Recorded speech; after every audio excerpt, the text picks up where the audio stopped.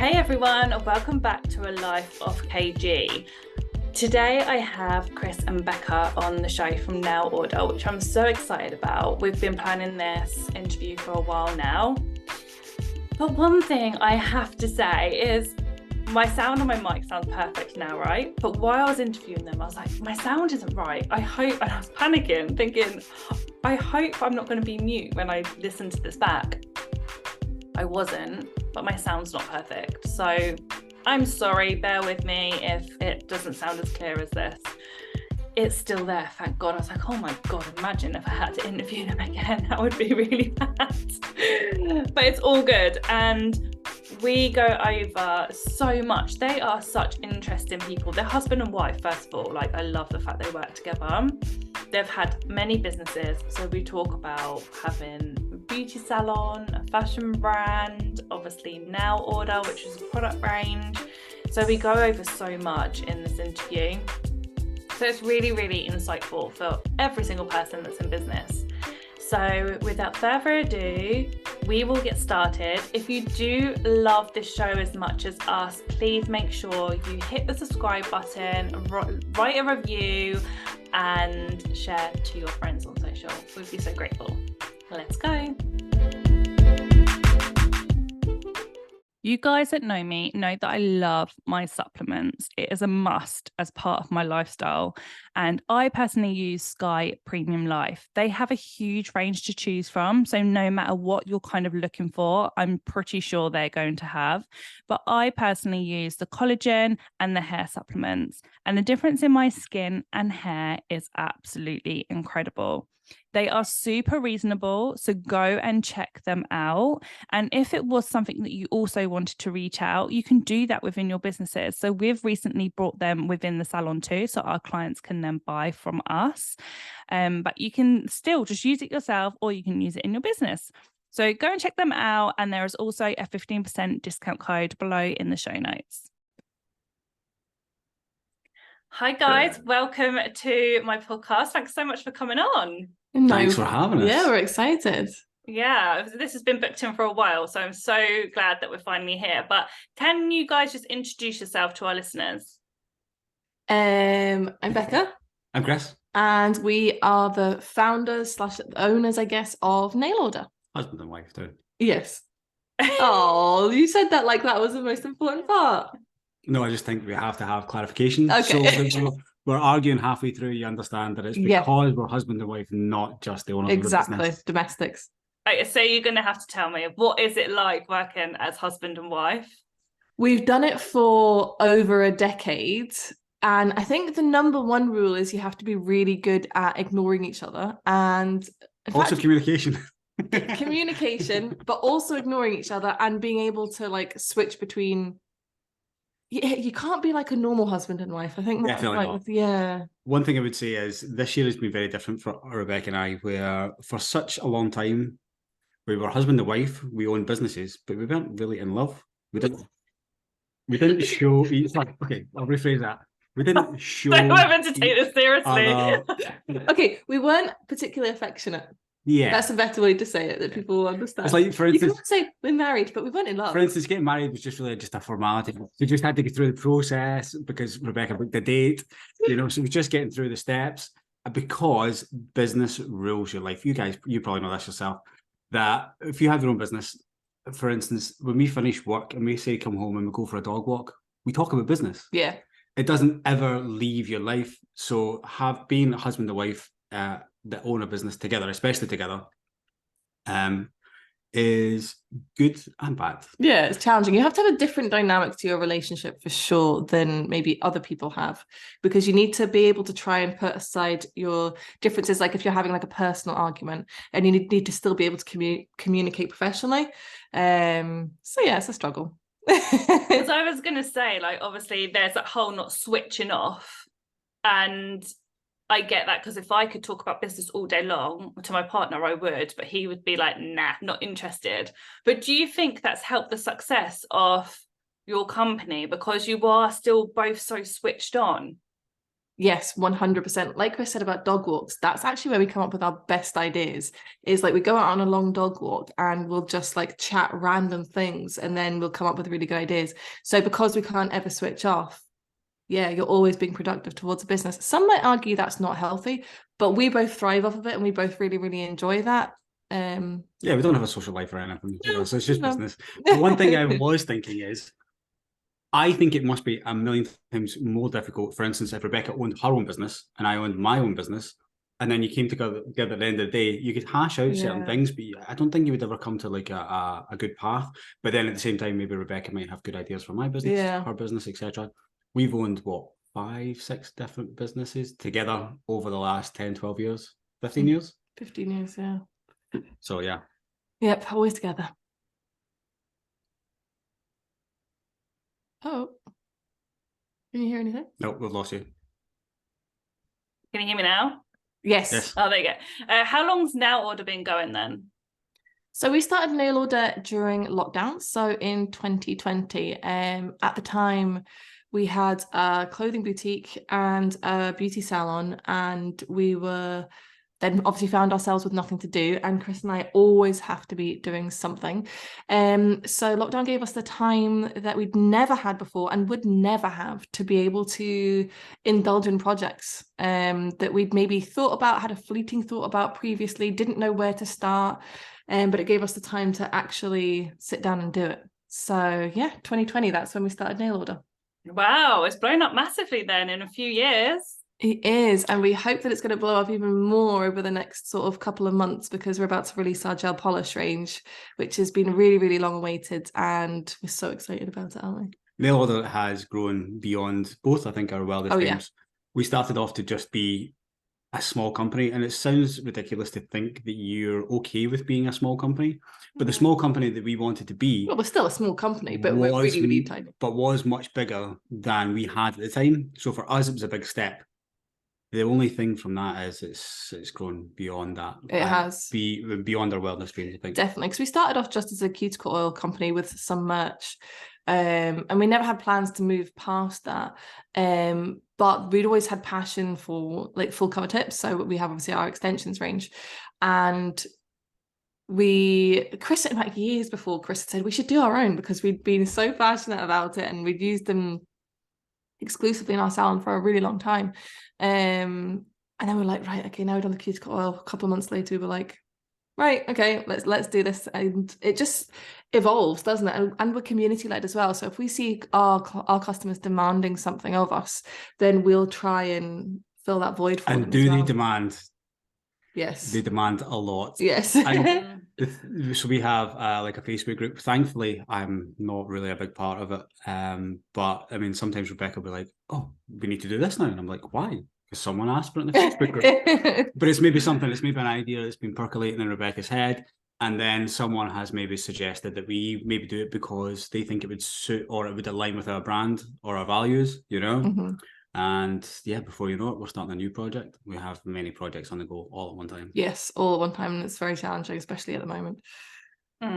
We use Now Order in my salon, actually, and that's why I was I need to get you guys on. Yeah. Oh yeah, what do you use? Do you use the extensions? Yeah, the extensions. Yeah, that's so cool. The full coverage tips, we love them. Do you know how excited we get when we see Nail Order in the wild? This is a big thing. Honestly, it's really, really exciting. So Chris and I, sorry, I don't know what that was. Chris took me away for a romantic night recently, because he never does anything romantic, and I moan. Remember how I said this year we've been more romantic? We've been really in love this year, haven't we? Anyway, it's our 7th year married, and usually people get the 7-year rich, but we're the 7-year in love. Yeah. Anyway, so Chris took me for a romantic overnight, and this was like way over on so we're on the west coast, but this is like the Highland west coast of Scotland, and it's really quite remote. And we were walking through the town. It's a small town. It's a really small town, and I was walking past the salon, and it was in the window, and like the nail tech was working away and stuff like that, and I just glanced, I was like, and I could smell like in the air just this really nice scent, and I just looked in the window, I was like, oh, Nail Order in the wild. And it was our they were using our sanitizers and stuff, and I was like, Chris, Nail Order in the wild. And I made him walk back, and then we walked forward and like did a little film of it because we were so excited about it. It's ridiculous, isn't it? Yeah, it's just nice to see. The thing is, obviously, we send out hundreds and hundreds of parcels all the time, but it's actually just nice to see it. See it, You know, where Makes it's it not real. staged. Yeah, it makes it real. Yeah, Yeah. that's a good one. Nice. Yeah, I get that. We've got a lash range, so we distribute to salons all of our lash products. And recently I've brought out a lash and brow serum. And so everyone's retailing it in their businesses. And when they're sending me the photos, obviously we've been distributing to salons for years and years and years. But I was like, oh my God, our stands of our lash serums are now salons. And you never get bored of it, do you? Like, no, oh my never. God, this is just amazing. It's so exciting, isn't it? Yeah, I love it. So before Now Order, then obviously you had your other businesses. What made you guys get into business? Like, where does that come from? Gosh, our journey is really quite random. I do genuinely believe that like everything that you go through is for a reason and leads you down a path. So yeah, I'm never going to say, oh, I regret doing that, or I didn't enjoy it, I wish I hadn't done it, because then you wouldn't be where you are today. So for me, I did accountancy and economics at university. I really didn't like it. I really didn't enjoy that formal learning, and I never really knew what I wanted to do. And then Chris and I met both working at Phones for You, if you guys remember that company. And it was sales. It was my first sales job. And I absolutely loved sales, and I totally thrived on it. And Chris was the same. He was really, really good at sales. You loved it. Yeah, I grew up in a family of entrepreneurs. So my dad had many businesses, but it all really came down to sales. So sales was always kind of in my blood. And after not wanting to pursue the family business, I got into sales, and it was Phones for You. And sales is what I just thrive off it. It's so exciting. We call ourselves sales animals, and it's because I wouldn't describe myself as that. Not anymore. Not anymore, no. But back in those days, then. And it was just because you thrived. That you think working for yourself, you wake up and you think about business. When you work for someone like Phones for You, because it's very target driven, and you want to be the best within your shop, your region, even within the whole company. Because you have such wild targets, you become a sales animal. You eat it, you sleep it, you wake up, and that's the first thing you think, how can I improve today? And I think that has put us in good stead for our own business. Yeah, definitely. So we met at Phones for You, and then I was getting my nails done one day, and I didn't get my nails done often. I swear this must have been maybe the second or third time in my life I'd had my nails done. And I was talking to the guy who was doing my nails, and he was saying that they were going to be renting out some of the space in the salon, because it was quite a big salon, but they weren't using half the space.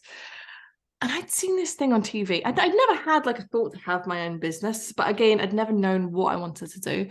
And then I'd seen this thing on TV, and then I knew they were wanting to rent out half the salon. And I went home to Chris, and I was like, Chris, I've got this idea. And it was for fish pedicures, right? Totally random. Never had one done, never seen one in real life. I'd seen it on TV. There was one other place in Scotland. And I was like, we should do this. And he's like, oh, don't be so stupid. That's crazy. 2 weeks later, we were open. And we were the second place in Scotland to do fish pedicures. We were constantly busy. It was just the two of us. We had no staff. We paid a weekly rent to the salon, which included all of our bills. But it was wild rent when we think about what we pay now. Was it 125? Was it 200? Oh, I think it was 200. No, it was. I think 250. It was 250 a week. Okay, it was no more than that. It was 300. No, it wasn't. I promise you. 1,200 a month. No, it wasn't. Anyway, but that was including all of our bills. So we had no staff costs.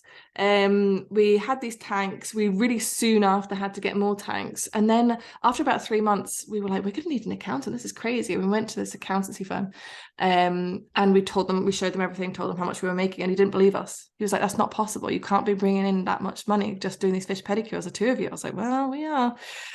God, those were good days, weren't they? The good days. The easier days when, granted, you didn't have any staff, but you had 1,200 fish to look after. Yeah, those fish were like his babies. So we did that, and we got staff, and then we opened another one. And then from there, when we opened, and one of the ones we opened was in a shopping centre, and it soon became apparent that it just wasn't appropriate for a shopping centre. People were like throwing coins into the tanks as though it was like a wishing well. And we were like, this isn't, and that like poisons, it's all to do with the pH, it poisons the fish, it's the whole thing. So we were like, we're going to have to move out into a unit. But then we thought, we can't just have a unit doing fish pedicures. It's kind of wasting some of the space. Also, the staff we had working for us at the time were into beauty. They were really into beauty. Getting the lashes done, they love getting the nails done. So it kind of works together if you put that type of, treatment. It's a treatment together with like some lashes and nails. Yeah, so we opened a salon, and then we opened another salon. The salon was tiny. The first that was so small. It was pictures on my phone because it must have been, I think, 13, 14 years to this week when we opened it, and it must have been, I don't know, 30, 40, maybe maximum 50 square feet. It was tiny.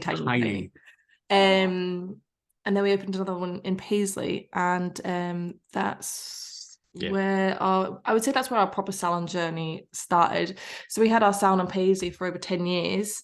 We moved to a much bigger salon, renovated and stuff like that. And it was a lot of staff. I think before lockdown we had 13 staff. It was a busy salon, really busy salon. And we sold the salon about 18 months ago now, just because it was too much. You know yourself, there's a lot of balls in the air, and between that and nail order was really, really picking up pace. And also Rebecca does microblading. Yes, I do microblading as well, and I've been really busy with that for years, like booked out months in advance. So there's that as well. And then we had the training academy as well. Follows through as soon as you have a salon, it kind of goes. It does. I train an academy.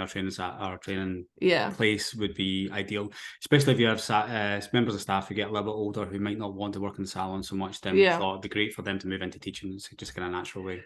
So it's crazy. Wow, what a journey. I know. I mean, that's busy with lots of businesses. I thought I was bad. Yeah. We forgot about the clothing store. We forgot the clothing store. We had the clothing store with a hair salon as well. Yeah. So the landlord who we had the salon with owned the whole street, and all of a sudden this unit came up for rent. We thought, we do all the beauty treatments. We do nails, we do lashes, tans, everything. It'd be great if we could do hair. Now there's an empty shop, so we decided to split the store between doing hair extensions, etc., and then having clothes. Well, the hair salon was like in a glass sort of box, like an office, wasn't it? Well, it's kind of like a fishbowl. Yeah. And then we had the clothing boutique as well, and we had that for 6 years. And then we really noticed a downturn in sort of retail, and especially high street retail. And then that coincided with lockdown. So it was kind of perfect timing, wasn't it? We thought one thing Chris and I are very good at is knowing. We're never sentimental in business. I think it's really important not to be sentimental or emotional in business, because it stops you from making good decisions. So we're very good at knowing when, okay, it's time. It's time. Let's. If you imagine here. The boutique, we did sell online, but trying to compete with prices. Yeah, when you're competing with ASOS and all these people, you can't do it. You just can't do it. So. And then obviously, as I said, with lockdown and stuff, so it was just the right time, wasn't it? So we put all of that effort and energy into nail order. Yeah. It's really fascinating, actually, that you mentioned about the emotional connection with businesses and that you haven't got that. And I guess that's why you can easily start businesses, then ready to sell them and start another one. I think especially in our industry, in the beauty space and the hair space, people get so attached to their salons, and their salons are their babies, and then their lives fall apart if anything happens with staffing and stuff like that. And to try and take out, it's really hard to try and take out that personal piece and not making it so emotional. How do you guys do that? Well, I will say with the staffing thing, we are very, very bad at managing our own staff within our own businesses. Chris was a manager at Phones For You. In fact, we were both managers, but Chris was a more senior manager than I was when we met at Phones For You, and he was incredibly good at managing, at being a manager. And it's very funny because I've watched this with my dad of recent years, who was incredibly good at managing very large teams of people in corporations.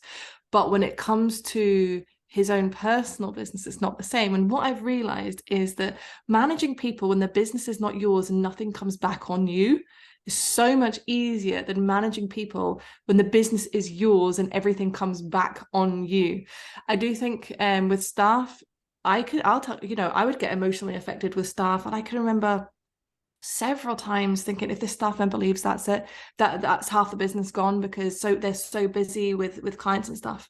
But then that happens one time, and then you realize it's fine, and then it happens another time, you freak out again, and you realize it's fine, and it happens a third time, and everything is fine. And then you soon realize Chris always says, the business is bigger than any one person. You know, the business isn't about that one person. The business was always there. People come and go, you know. So I think it's really Clients important. come and go, staff come and go. Yeah. The thing is, the building's always there. So as long as you put the effort into the actual business itself, Yeah. you might get a member of staff if you have a salon that leaves. They'll take some clients, but then all of a sudden, that client, the schedule of that beautician who's left, maybe not suit that client. So all of a sudden, they come back into the salon. Yeah, I think it's important to the business is bigger than any one person. Yes. And I think being able to offer a consistent service, a consistent offering to your client base, but especially if you're a salon owner, you have multiple staff, never worry about the staff taking all your clients. It won't happen. They might take a few in the short term, but they'll come back. You'll replace them with other ones. You know, it's never going to ruin your business. Never. Definitely.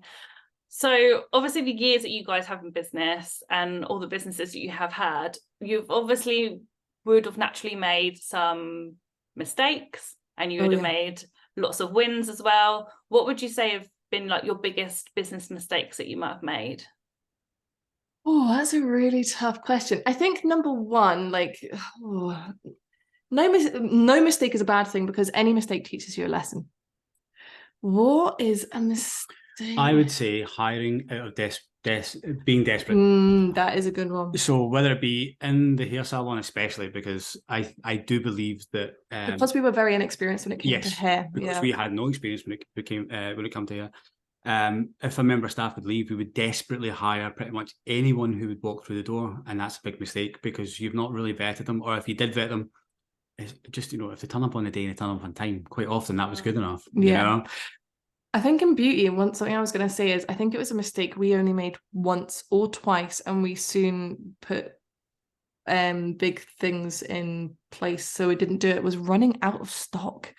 That I think is, especially in the beauty industry, you never want to be that salon where somebody turns up and they want a certain curl of lash or a certain thickness of lash, as an example, and you're like, oh, I've run out, I can't do that. Or what, you never want to be that person who can't offer a treatment because you've run out of a product. So always having backups. Do you know what I mean? You're shaking your head, you're going, yeah, I know this one. That cannot happen. Yeah, you can't ever let that happen. Why are you going to let people, walk out the door when just because you didn't have stock? Also, that comes down to staffing as well. For instance, we used to hire lots of full-time people, and then that changed when we realised that if someone's off sick, someone is on maternity, or someone goes on holiday, you're all of a sudden down 5 days worth of a member of staff. So we changed that, again, by learning, over to multiple part-time, so that if someone is sick, quite often someone would be able to come in and replace or help out for that one day. So again, you don't see clients leaving. I think, see, in general business, it's hard to say like there's been any particular like mistakes, but I think specifically in beauty, what was one I was going to say that? Well, number one, I think, is a big mistake that we used to make the first few years of having a salon, is going, a receptionist is a waste of money. Receptionist is a total waste of money. Why do people spend their money on that? That's a non-productive staff member. Oh my God, how wrong we were. Because when we moved into our bigger, newly refurbished premises, we wanted to offer a higher quality of service, and we got our receptionists. Wow, you suddenly realize all those bookings that you've been missing every time that phone had rang, or a message had come through, and they can upsell services and they'll rebook people in and they'll take details. We didn't used to take people's details, like in terms of a phone number, just a name, hope they turn up. Yeah. People do underestimate the front of house, like massively. 100%. 100%. One thing we thought we were quite capable of, we always had an online booking system. So for us, for the staff members could also access it at any point in time, so they could see how busy their day was. So, sometimes when a member of staff comes in and they've got a full diary and it's a page of diary, they'll freak out thinking they're not going to get lunch break. But at least if they knew the night before that it's going to be busy tomorrow, they can set themselves up slightly good. But having that receptionist or a manager who could, for instance, if 2 or 3 clients cancel, they can either fill it up really quickly. If a staff member doesn't turn up, they can juggle that diary around to fix it, and it's not taking away a productive staff member from doing, the services. I think our number one thing, if we break... You said number one 4 times. I know. But I think if we do like really think, and I know you'll agree with me on this, it's not a mistake, but it's a way to avoid mistakes, is that don't ever force anything in business. And again, it sounds like I'm a really spiritual fairy person, which I'm not at all, but I do genuinely believe things happen for a reason. And the reason I say that is because I have seen it happen in Chris and I's business life so many times, where we have tried to force a contract to go through to be able to get a premises. We really wanted it. We've had all of our hopes on it, and then it didn't happen, and we were gutted. But then a little bit down the line, we've seen, okay, that's why that didn't happen. And if that had happened, then we wouldn't have had this opportunity. It's been the same with premises that we've wanted to lease. Yep. You know, all sorts of things. We've been had all of our hopes pinned on something and really tried to force it, and then it didn't work. Again, it could be the same with staff. You know, you maybe do interviews and you really hope this person comes to work for you, and they don't. But then the person you hire in their place turns out to be great. Yeah. They're with you for 5 years. You know? Yeah, exactly. So don't ever force it. Don't ever force anything. Yeah. It does always work out in the end, 100%. Yeah. So going back to Nail Order then, why do you think you guys have worked? What have you done differently to any of the other nail brands out there? Because obviously the nail industry is huge. Yeah, it's massive and it's a scary place. But I think what we are really lucky with right now is I think we're entering an era of where small businesses rule. People have lost faith in bigger brands. People are worried, especially in the beauty industry, for so many different reasons, allergies, you know, downturn in sales, all sorts of things. So what they are finding from little brands or smaller brands is a much higher level of customer service. I mean, you'll know what it's like. I mean, I can't tell you how many times I'll have emailed customer service when we had our salon for the nail company that we used. They didn't even bother replying. You know, we reply to every single person, and we will reply mostly within an hour or two. And this could be, 11 This could be so I think that's why small businesses are so popular right now, is because what customers are seeing is that level of trust. I think Chris and I have talked about this several times between us, that we think that everything that we have done in the industry and businesses before has led us to this. Nail Order is, well, I hope, Nail Order isn't a business that, you know, we'll sell in a couple of years' time and move on to something new. I feel like Nail Order is the one, and there's so much potential for it. I think it works ultimately because we really care. We listen to our customers. We have the experience of being salon owners for so long, so we know what annoyed us. You know, we know what we wanted to change. We know what we wanted from brands. And we're very, very honest as a brand. Some might say too honest, I guess. But I think people really, really appreciate that honesty, especially when they're looking for help, looking for somebody to be able to trust. That's what I would say. One thing I would say is when Nail Order was kind of coming around and we were looking at logos and we were looking at ideas for packaging and stuff like that, Rebecca was very fixed on like pastels and white color, and to and to be similar to every other brand out there. That's true. And I can remember having this argument with her, and she's just going on and on about how perfect she wants things. And I'm like, you'll just blend into every other company. You'll just be the same. Mm-hmm. And you just become those companies. Why don't you do something completely different? This is why we changed a lot of our packaging to black, which is quite harsh for a lot of people today, especially when salons are nice and quite light and everything else. Recently, we've changed some of our packaging to white, and there's things coming in the pipeline that will be more white. We want to appeal to as many people as aesthetics as possible. Yeah, that's not to take away from what we were, And the amount of clientele or the amount of customers who have come along and been like, I just love your packaging. Yeah. I love the way it looks in our salon. It is a contrast to everyone else. I think ultimately what you're trying to say is standing out for the crowd. We might be offering the same type of products and services as many other businesses do, but we're standing out from the crowd for different reasons, whether that is the aesthetic, whether that is the quality of the products, the quality of the customer service, and a lot of it's price as well. Price. We try to be really fair with price, whereas a lot of people, I think now, especially because of just price increases everywhere, some people just take the mick. Yeah, especially because we're a really small business as well, so we don't have the budget that these other big companies do, but we put in a lot more care, I would say. Yeah. Did you go straight like online and just put like loads of marketing behind like online ads, or did you start like local and then build it that way? We didn't do any online ads or anything like that to begin with. We had a very, very limited number of products online. But I think we only had one product online to begin with. Was that our masks? Yeah, face masks. Face masks. So obviously face masks were a big thing. We already had a range of uniform that we had done for our staff in our salon, which is the I Do Nails What's Your Superpower logo, which is our OG logo. And so we already had that for our staff. And then one of the girls had suggested, what I'd heard her say was, why don't you make the old t-shirts into masks? And I was like, that's really, really weird. Why don't we just make masks? But anyway, she says all masks of the logo would be good. But anyway, yeah, so we're like, that's really good. People are going to love this logo. People need face masks, you know, for going back to work and stuff. A lot of this was, let's buy stuff for our salon, for ourselves. Yes. Because all of a sudden, things became super expensive. A box of gloves that used to cost, say, £4, all of a sudden was £20. Yeah. So Rebecca and I would be very good at sourcing big quantities of these. We've always been into bulk buying and getting things cheaper. Pallet of gloves. And then we thought to ourselves, maybe we can sell it to other people. What if we buy, 50 face masks for the staff? Well, what if we buy 100 and sell some online? And that's really how nail order started to come around. Yes. And I remember when we got our first batch of cuticle oil, which Rebecca and I worked on for months and months. And we used to do smell tests in the garden. Because during lockdown, the weather was beautiful. We spent a lot of time outside. It was fantastic. And I remember when we first got our cuticle oil pens, we got 5,000 of them. And at that point in time, this was all of our savings. It was all of our money. We were like, are we ever going to be able to sell these? Oh my goodness, like this is crazy.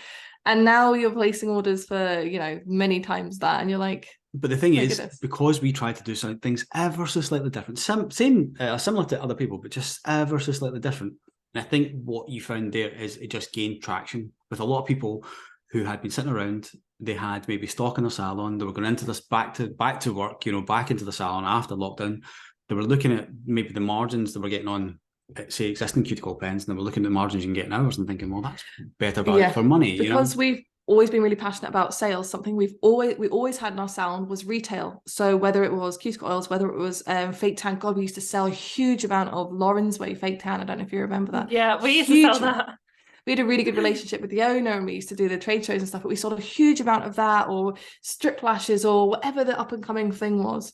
So retail was always really important, and we were always really aware of margins and stuff. So we'd never bring something into our salon that we weren't doubling our money on.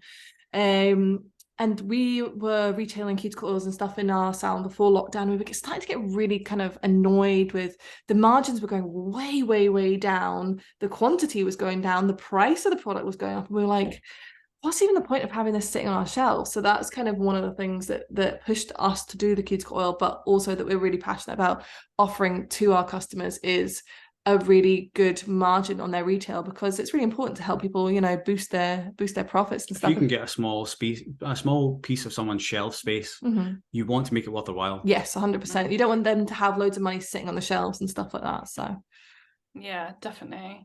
What would you say are your top tips then for someone that's wanting to start a brand, seeing as you guys are brand geniuses?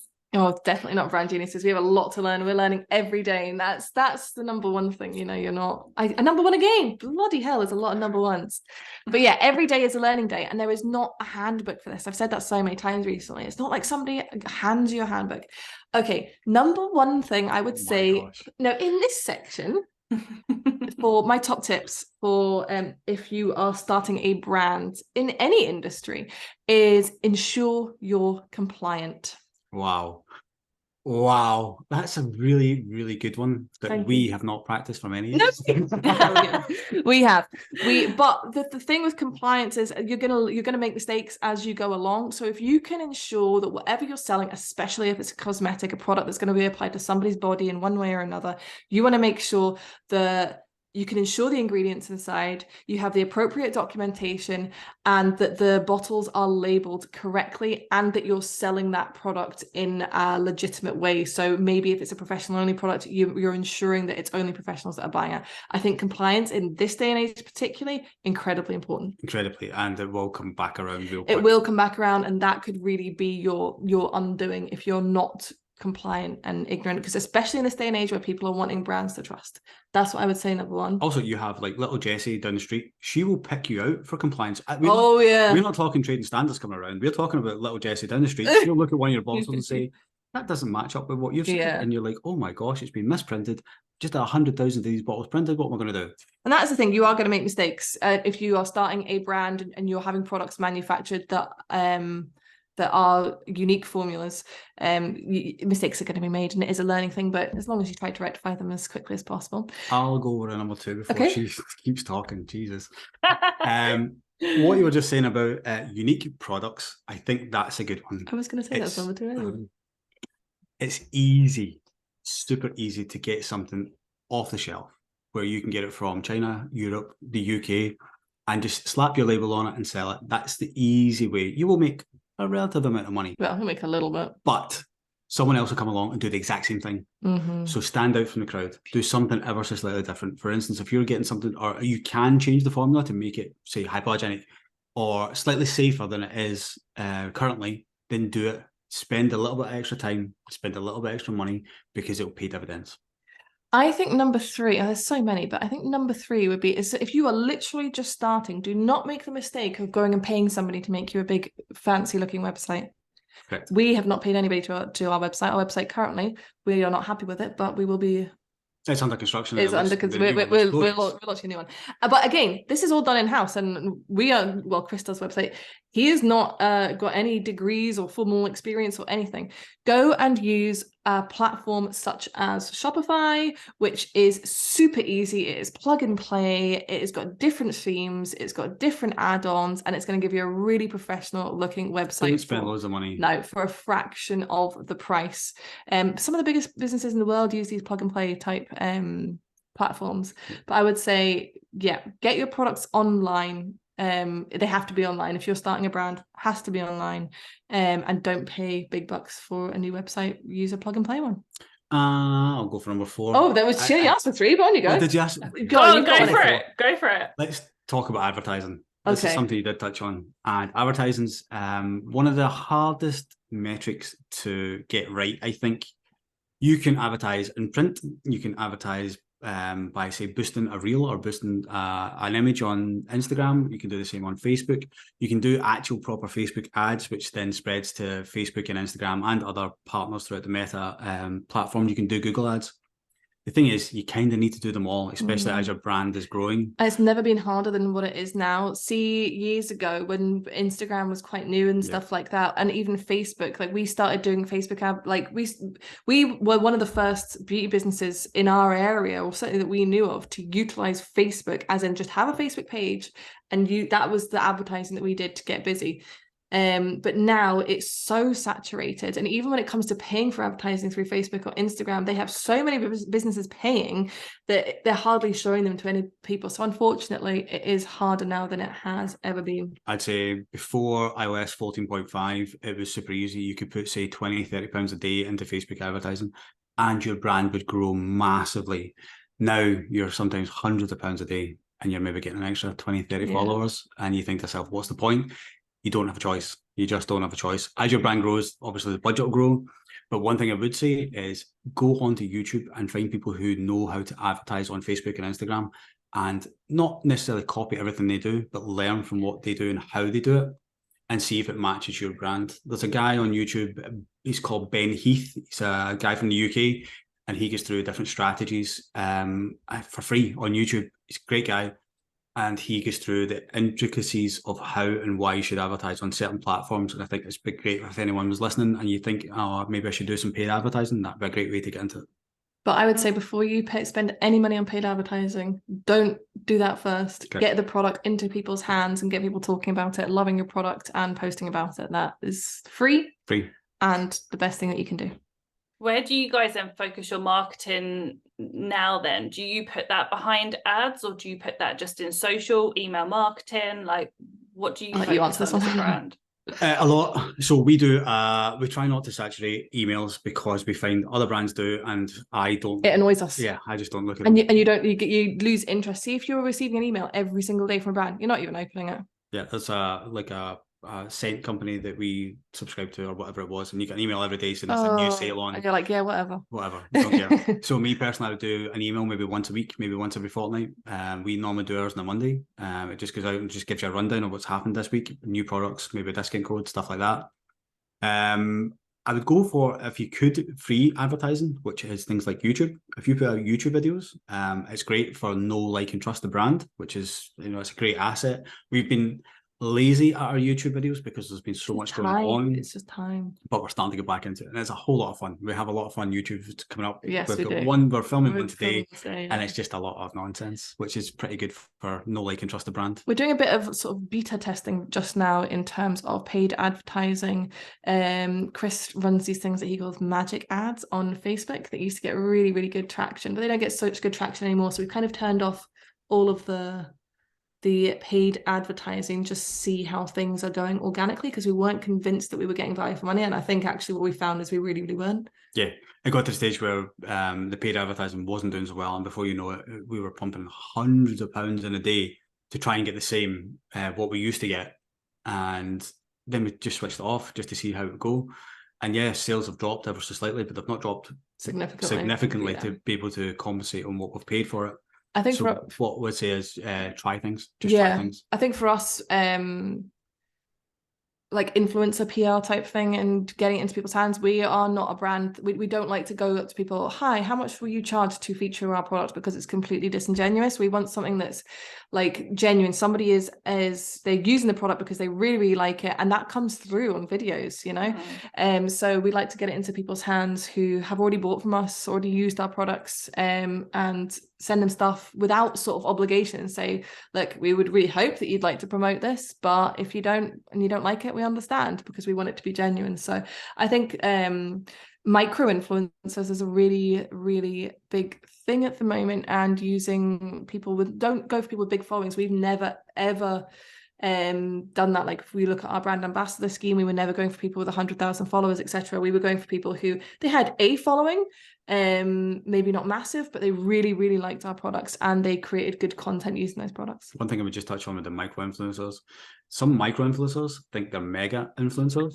and you might maybe potentially send them something and they're like, sure, I can do that, no problem, but we also need another £500, and you're like, no, wait, whoa, you have 700 followers. This is not what we're talking about. Yeah, so be careful on who you choose. Yeah, definitely. Where do you think the nail world's going to go over the next 6 to 12 months? Any trends that you see coming up? I think that there are going to be some more older fashioned techniques coming back into fashion. See you give me a look like that. I see like a resurgence of things like hard gel and stuff like that coming back in the nail industry personally. I think builders having a bit of a... I do think builders going to have a bit of a downturn. I think people are going to go to, for a variety of reasons, I think people are going to start going with different products. Everything in life ebbs and flows. So you get things that come back, things that go away. Right now, I think builders are having a bit of a hard time because of the hard press it's had recently. I'm going to be completely honest here. I have never been and never will be the biggest fan of builder. I'll never pick that. I don't get me wrong, like that's what's on my nails right now, but for aesthetic purposes and for actually doing the treatment, never been my favorite treatment, never will be. I don't know, builder, yeah. So I see builder going a bit out of fashion, and I see more older style fashion products, things like hard gel, etc., coming back on trend. That's what I think is going to happen. Interesting. Watch this space. Yeah.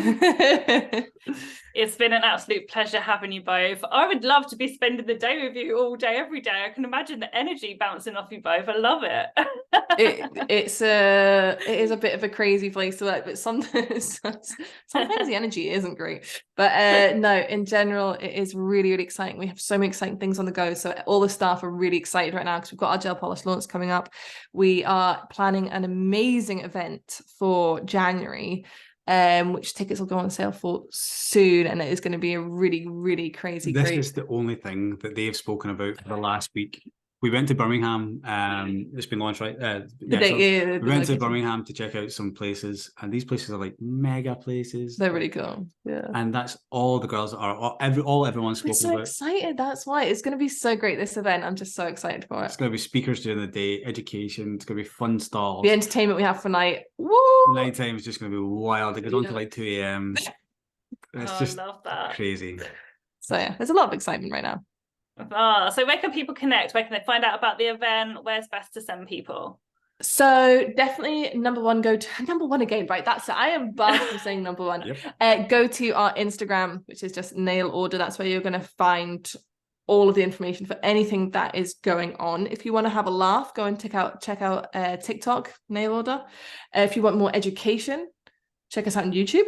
Yep, search Nail Order. We also have our Facebook group, which is for the Nail Order community. It's a community-led group. Anybody can go on there, ask questions. They're having problems with anything. We try and let the community sort of guide that. We let all posts go up unless you're trying to sell scissors or tweezers or something. And then, of course, if you want to have a look at our products, go to nailorder.co.uk. Yep.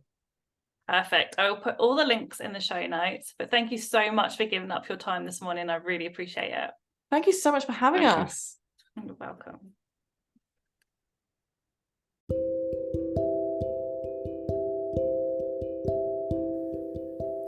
Are you a trainer with a salon or an academy and would love to grow with government funding, but just need some help and support? Or maybe you're somebody that would like to start your own academy or even just train. Get in touch today with TMB to help you on this journey. See our link in the show notes.